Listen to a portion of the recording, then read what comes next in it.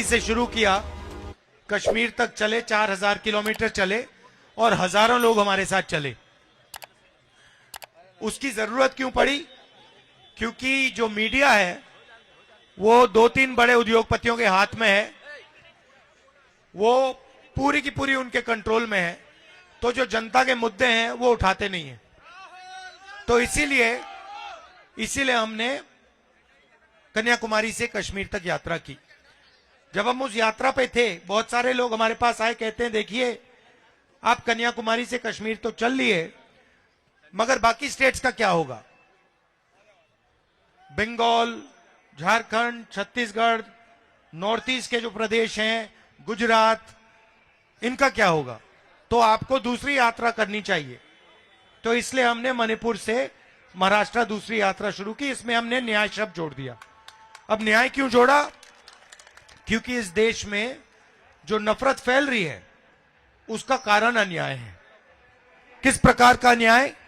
आर्थिक अन्याय, सामाजिक अन्याय, किसानों के खिलाफ अन्याय, युवाओं के खिलाफ अन्याय। देश में 40 साल से सबसे ज्यादा बेरोजगारी आज है। भैया इस बाजे को ऑफ करिए। 40 साल से सबसे ज्यादा बेरोजगारी आज है। आपको मालूम है कि हिंदुस्तान में पाकिस्तान से दुगनी बेरोजगारी है।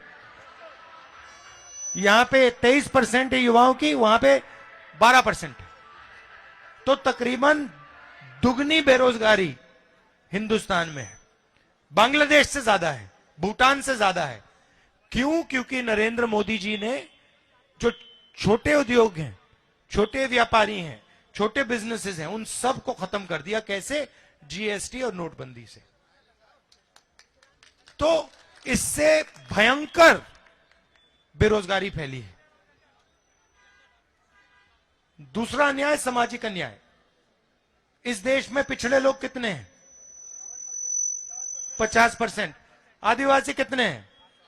8%। दलित कितने हैं? 15%। कितना होता है? 73 होता है। अब आप देखो, मीडिया की बड़ी बड़ी कंपनी की लिस्ट निकालो, मालिकों की लिस्ट निकालो, 73% में से आपको वहां एक आदमी नहीं मिलेगा।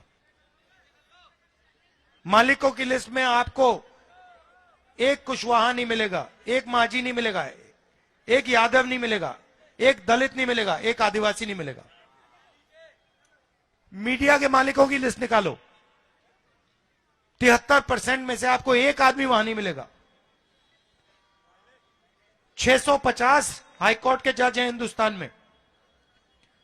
73% आबादी के पास 100 हैं। ठीक है? हिंदुस्तान को 90 सबसे बड़े ब्यूरोक्रेट चलाते हैं, आईएएस अफसर। वो पूरे बजट को बांटते हैं। 73% आबादी के 3 ओबीसी, 3 दलित और 1 आदिवासी। और अगर आप बजट को देखें तो 6% बजट ये लोग देखते हैं। 73% जनता के अफसर 6% बजट को देखती है, 100 रुपए में से 6 रुपए। और फिर नरेंद्र मोदी जी कहते हैं मैं ओबीसी के लिए काम कर रहा हूं, मैं गरीबों के लिए काम कर रहा हूं। हमने जाति जनगणना की बात उठाई। हमने सिर्फ ये कहा, देखिए जैसे किसी को चोट लगती है, आपको कभी चोट लगी है, अस्पताल गए आप, पहला काम डॉक्टर ने क्या कहा? एक्सरे कराओ। कहा ना कि भैया हाथ टूटा है, लगता है हाथ टूटा है, एक्सरे कराओ। तो हमने कहा कि भैया हिंदुस्तान का एक्सरे करा देते हैं, जाति जनगणना करा देते हैं, पता लग जाएगा पिछड़े कितने, दलित कितने, आदिवासी कितने, गरीब कितने, कितना धन कितना किसके हाथों में है। अब इसका तो किसी को एतराज नहीं हो सकता, किसी को एतराज नहीं हो सकता कि हम कह रहे हैं भैया देश का एक्सरे कराओ, पता लगाओ धन किसके हाथ में है, पूरे के पूरे एसेट्स किसके हाथ में, अदानी के हाथ में कितना है, गरीब जनरल कास्ट के हाथ में कितना है, पिछड़ों के हाथ में कितना है, दलितों के हाथ में कितना है। नरेंद्र मोदी जी कहते हैं नहीं, हिंदुस्तान में तो कोई जात ही नहीं है, 2 ही जात है, एक गरीब है, एक अमीर है। अच्छा, अगर 2 ही जात है तो फिर आप ओबीसी कैसे हो गए? पहले आप कहते थे हम ओबीसी हैं, हम ओबीसी हैं, हम ओबीसी हैं। अब हमने एक्सरे की बात की, जाति जनगणना की बात की, आप कहते हो भैया इस देश में तो ओबीसी है ही नहीं, पिछड़े है ही नहीं, सिर्फ 2 जात हैं। क्यों? क्योंकि आप डरते हो, आप नहीं चाहते हो कि देश की सच्चाई 73% को पता लग जाए। प्राइवेट कॉलेजेस देख लीजिए, उनके मालिक देख लीजिए, 73% में आपको वहां एक नहीं मिलेगा। अस्पतालों के मालिक देख लीजिए, उधर 73% का आपको एक नहीं मिलेगा। तो कहा जाता है कि आपको भागीदारी दी जा रही है। नरेगा की लिस्ट निकालो भैया, डिस्टर्ब मत करो, नरेगा की लिस्ट निकालो आप, ठीक है, मजदूरों की लिस्ट निकालो, उसमें आपको 73% दिख जाएंगे। ये जो सड़क बनाते हैं इनकी लिस्ट निकालो, इनकी लिस्ट में आपको सब दिख जाएंगे। यहां आपको पिछड़े दिख जाएंगे, दलित दिख जाएंगे, आदिवासी दिख जाएंगे। तो मैं सिर्फ यह कह रहा हूं कि अगर मजदूरों की लिस्ट में 73% दिख सकते हैं तो बड़े बड़े उद्योगपतियों की लिस्ट में क्यों नहीं दिख सकते? स्कूल कॉलेज की लिस्ट के मालिक में क्यों नहीं दिख सकते? इन्होंने क्या गलती की है? इनमें क्या कमी है? और ये 73% है। इनको आपने कहा, पहले क्या होता था? पहले इनके लिए रास्ता बनता था। कैसे बनता था? पब्लिक सेक्टर हुआ करता था। आपको याद होगा BHEL, HEL ये सब कंपनियां थी, सरकारी नौकरियां लगती थी, इसमें इन लोगों का रास्ता बन जाता था। अब क्या कर रहे हैं? पूरा का पूरा प्राइवेटाइज कर रहे हैं। HL के जो कॉन्ट्रैक्ट है वो अदानी जी को दे रहे हैं। अग्निवीर योजना लागू कर दी। पहले युवा ट्रेनिंग करते थे, सुबह उठते थे, सेना में जाते थे, पेंशन मिलती थी, गांव में इज्जत मिलती थी, कैंटीन मिलती थी, शहीद हो जाता था, शहीद का दर्जा मिलता था, रिस्पेक्ट मिलती थी, आदर मिलता था। सब लोग कहते थे देखिए ये जवान था, ये शहीद हुआ, इसने अपने देश के लिए अपनी जान दी। अब अग्निवीरों को शहीद का दर्जा नहीं दे रहे, कैंटीन नहीं दे रहे, पेंशन नहीं दे रहे। तो 2 लड़कों को एक साथ खड़ा कर रहे हैं। एक को ट्रेनिंग मिलेगी, पूरी ट्रेनिंग मिलेगी, 4 में से एक को पूरी ट्रेनिंग मिलेगी और 3 को सही ट्रेनिंग भी नहीं मिलेगी, 6 महीने की ट्रेनिंग मिलेगी। अगर वो शहीद हो गया, अग्निवीर शहीद हो गया, उससे कहेंगे भैया, उसके परिवार से कहेंगे देखिए तो शहीद ही नहीं है, वो है शहीद, वो जो अग्निवीर नहीं है वो है शहीद। ये अग्निवीर तो शहीद ही नहीं हुआ, इसको ना हम कैंटीन देंगे, ना इसको पेंशन देंगे। तो ये सारे के सारे रास्ते एक के बाद एक 73% के लिए बंद किए जा रहे हैं। तो यही मैं आपके सामने रखना चाह रहा हूं। मेरे मुताबिक यह अन्याय है, आपके खिलाफ। इसलिए मैं आपके सामने ये बात रख रहा हूं कि अगर हमें देश को मजबूत करना है तो 73% जो आबादी है उनको कहीं ना कहीं तो रास्ता मिलना चाहिए। ठीक है, शायद मान लीजिए आप कहें कि भैया नहीं, राहुल गांधी गलत बोल रहा है, हमें हिंदुस्तान की सबसे बड़ी कंपनियों के मालिक नहीं बनना। पता नहीं आपको लगे, आप शायद ये सोचो, फिर आपको नहीं भैया हमें मीडिया के मालिकों की लिस्ट में हमें नहीं चाहिए। तो फिर होगा क्या, मैं बताता हूं आपको। आपका क्या मीडिया में कोई भी मुद्दा उठता है? कभी आपने देखा मीडिया में, कभी आपने देखा कि भाई किसानों की बात हो रही है, मजदूरों की बात हो रही है? कभी आपने देखा? क्यों नहीं? कभी आपने अपने आप से पूछा कि भाई मीडिया में हमारे बारे में बात क्यों नहीं करते? कभी पूछा आपने अपने आप से? आपका उसमें कोई आदमी है ही नहीं। आप रिपोर्टर है भैया, आपकी क्या चलती, कहां चलती है? नहीं नहीं, आप बीबीसी में काम करें मगर आपकी थोड़ी चलती है। आप रिपोर्टर हैं छोटे से, आप मालिक थोड़ी हो। आपका नाम क्या है? हाँ, रवि। आप रावी, हाँ, आप मुझे बताओ, आपने बीबीसी में अग्निवीरों की बात की? अच्छा, और बीबीसी अदानी की कंपनी है क्या? किसकी है?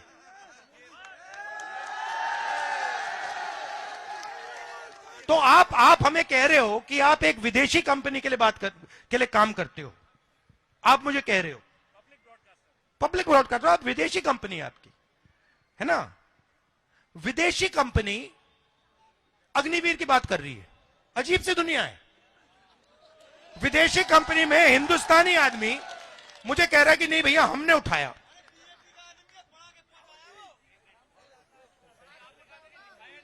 नहीं नहीं नहीं, आप विदेशी कंपनी, हाँ, करता है बीजेपी का। ये बीजेपी का कार्यकर्ता नहीं होगा ये। नहीं, मगर मेरा कहना है, देखिए मजे की बात देखिए, मजे की बात देखिए, विदेशी कंपनी बीबीसी अग्निवीर का मुद्दा उठा रही है, मगर हिंदुस्तान की कोई भी मीडिया की कंपनी अग्निवीर का मुद्दा नहीं उठा रही। क्यों? क्योंकि हिंदुस्तान की कंपनियां अदानी जी जैसे 2-3 उद्योगपति के हाथ में है। तो मेरा कहना है कि आपकी बात, आपकी आवाज मीडिया में नहीं उठाई जाती। ठीक है, अब बात करते हैं लीगल सिस्टम की, कोर्ट की। ठीक है, 650 हाईकोर्ट के जज हैं। ठीक है, ठहर जाइए, ठहर जाइए, ठहर जाइए। तो मेरा सिर्फ ये कहना है, मेरा सिर्फ ये कहना है कि अगर आप लोग मजदूरों की लिस्ट में हो सकते हो, नारेगा की लिस्ट में हो सकते हो, तो आपको मीडिया वालों की लिस्ट में भी होना चाहिए, आपको बड़ी बड़ी कंपनियों की लिस्ट में होना चाहिए।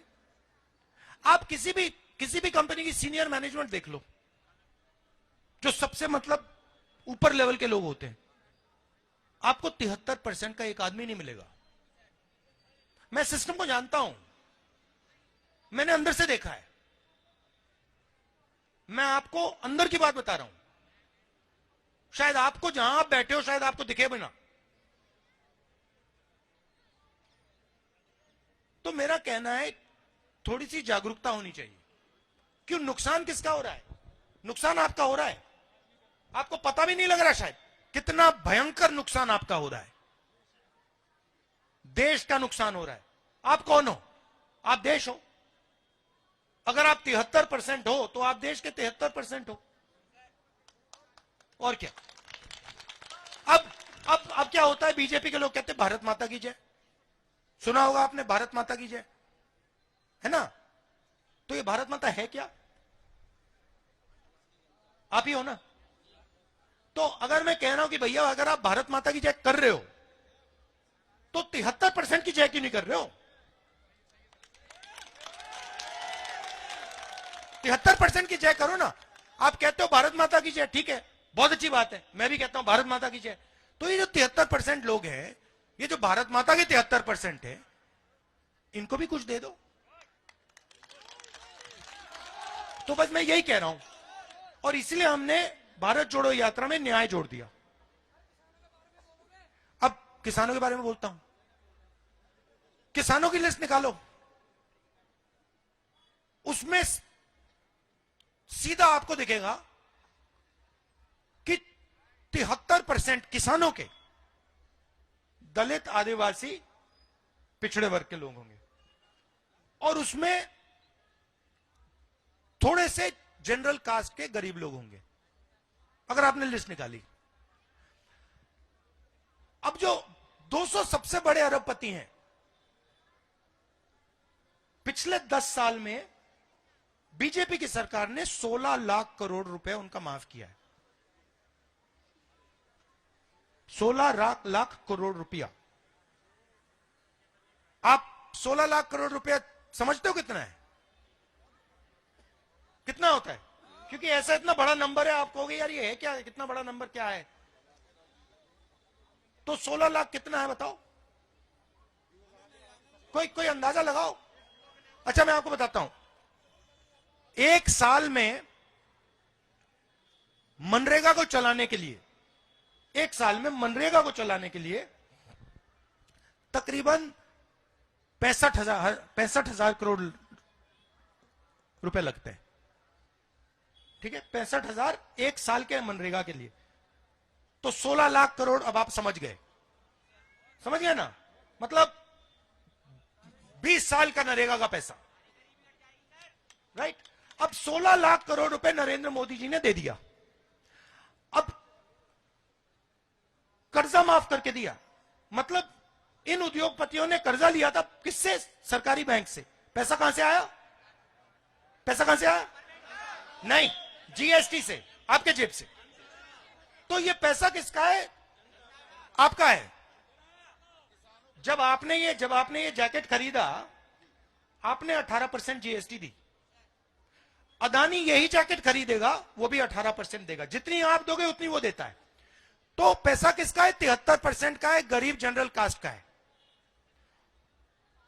उसमें से 16 लाख करोड़ रुपए नरेंद्र मोदी ने उनको दे दिए। किसानों का कितना कर्जा माफ किया? एक भी नहीं। तो मैंने सिर्फ ये बात बोली कि भैया अगर आप इनका 16 लाख करोड़ माफ कर सकते हो तो इनका भी 1 लाख करोड़ माफ कर दो।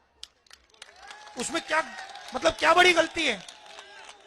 नहीं, पार्लियामेंट में जवाब आता है, पार्लियामेंट में जवाब आता है राहुल जी,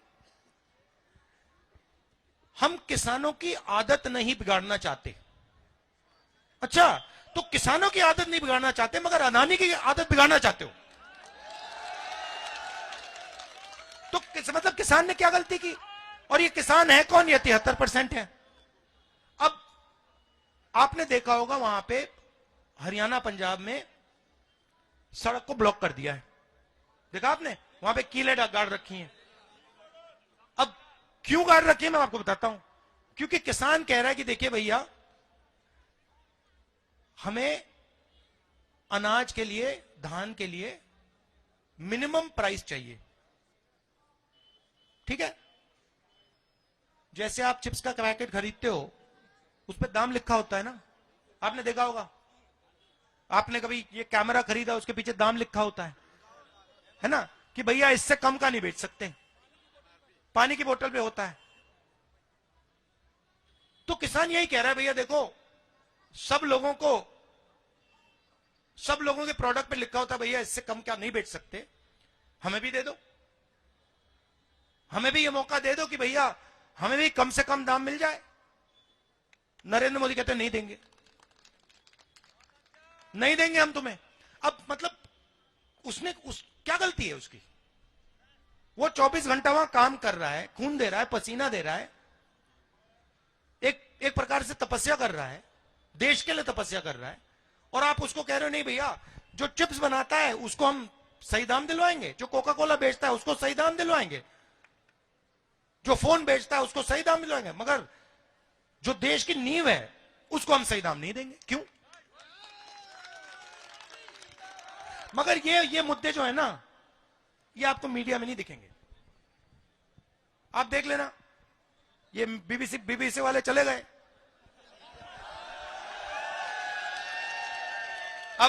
अब राहुल गांधी जो बोल रहा है वो कैसे दिखा सकता है?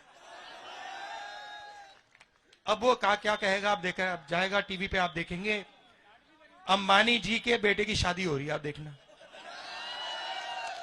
वहां पे धूमधाम से, मतलब मजा आ रहा है, दुनिया के लोग आ रहे हैं, सेल्फी ली जा रही है, और आप लोग यहां पे भूखे मर रहे हो।